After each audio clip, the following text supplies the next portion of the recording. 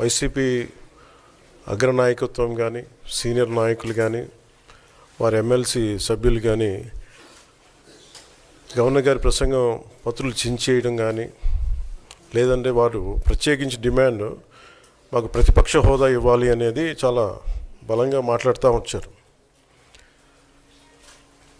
ఇది అడిగితే వచ్చేది కాదు, అది ప్రజలు ఇస్తేనే వస్తుంది. బేసిక్గా ఒకటి హయ్యెస్ట్ మెజారిటీ ఎవరికి ఉంది వాళ్ళు ప్రభుత్వం ఫామ్ చేస్తారు, వాళ్ళకంటే నెక్స్ట్ స్టేజ్ ఎవరికి ఉంటే వాళ్ళకి ప్రతిపక్ష హోదా ఇస్తారు. అంతేగాని గతంలో మేము ప్రభుత్వాన్ని పరిపాలించాం కాబట్టి మా ప్రతిపక్ష హోదా ఎవరికి ఇవ్వరు. కనీసం జనసేన కంటే కూడా ఒక సీట్ ఎక్కువ వచ్చినా కానీ వాళ్ళకి ప్రతిపక్ష హోదా దక్కేది.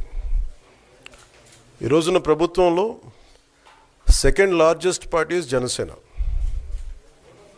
సో దాన్ని ప్రజల దృష్టికి తీసుకొద్దాం.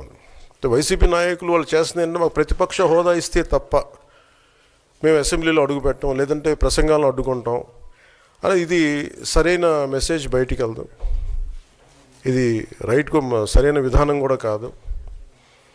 ఇది ప్రజలందరికీ తెలియజేయాలనుకున్నాం. ఇది ప్రతిపక్ష హోదా ఏ పరిస్థితిలో వస్తుందంటే మీకు రూలింగ్ పార్టీ కంటే కూడా అత్యధికంగా ఇంకొక సీట్లు వాళ్ళకంటే మీరు వస్తే దాని తర్వాత స్థానం మీకు వస్తే ఖచ్చితంగా ప్రతిపక్ష హోదా వాళ్ళకే ఉంటుంది. 21 సీట్లు ఉన్న జనసేన 11 సీట్లు ఉన్న వైసీపీకి ప్రతిపక్ష హోదా ఎలా వస్తుంది? మేము వస్తే తప్ప మేము అసెంబ్లీకి రాము, ఇలా గవర్నర్ ప్రసంగాలను అడ్డుకుంటాం అనేది ఇది సరైనది కాదు. ఇది ప్రజలందరికీ కూడా తెలియచేస్తున్నాం ఈ సందర్భంలో. అందుకని ఇది భవిష్యత్తులో కూడా మేము కోరుకునేది వైసీపీ నాయకుల్ని, మీకు ప్రతిపక్ష హోదా ఇవ్వకపోయినా ప్రజలు మీకు 11 సీట్లు ఇచ్చారు, దాన్ని గౌరవించి మీరు అసెంబ్లీకి రండి. మీ స్థాయికి తగ్గట్టుగా మీకు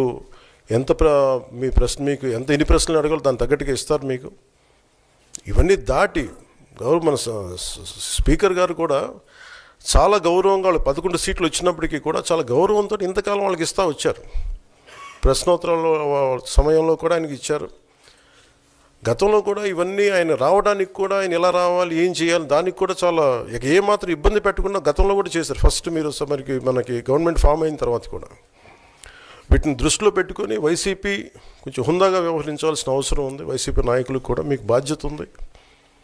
గవర్నర్ గారి ప్రసంగాన్ని మీరు ఆ విధంగా మీరు ప్రశాంతంగా విని దాన్ని వచ్చే జరుగుతున్న సమావేశాల్లో మీరు దాని లోటుపాట్లు మీరు చెప్తే బాగుంటుంది తప్ప ఇలా కూర్చోబెట్టి అరుపులు కేకలు ఇది సమంజసంగా లేదు.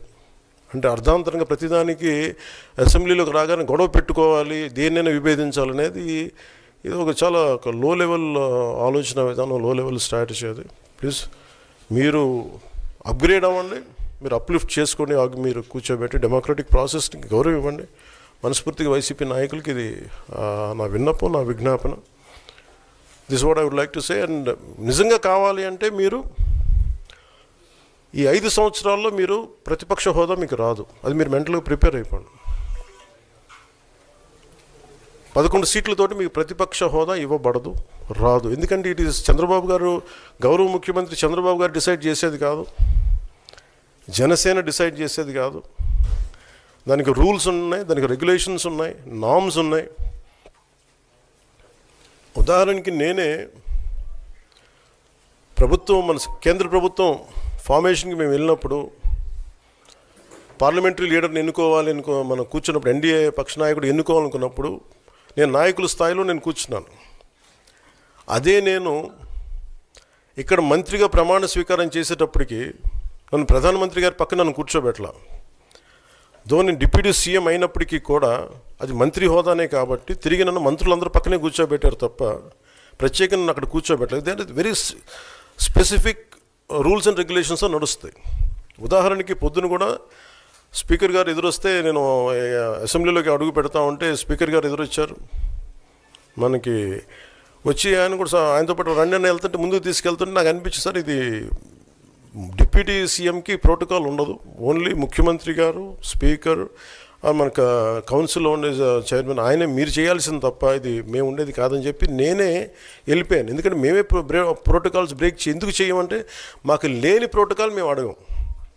అలాగే వైసీపీ నాయకత్వం కూడా గుర్తించాల్సింది, ఇది మీకు హోదా ఇవ్వబడదు. ఇది చంద్రబాబు గారు ఆప్ చేస్తేనే కాదు, ఇది ఎవరు ఆప్ చేసింది కాదు, మీకు ప్రజలు మీకు ఇవ్వలేదు. మీకు అది మీరు దృష్టిలో పెట్టుకొని మీరు ప్రవర్తించాల్సింది మనస్ఫూర్తిగా నేను వారిని కోరుకున్నాను. అంతేగాని వారిని ఎక్కడ అవమానం పరచాలని కానీ వారిని తగ్గించాలని కానీ లేదు. 175 సీట్లు కేవలం పాపం 11 సీట్లు ఇచ్చారు వాళ్ళకి. ఆ దృష్టిలో పెట్టుకొని ప్రవర్తించవలసిందిగా మనస్ఫూర్తిగా వారికి కోరుకుంటూ మీకు తెలియజేసుకున్నాం. Thank you.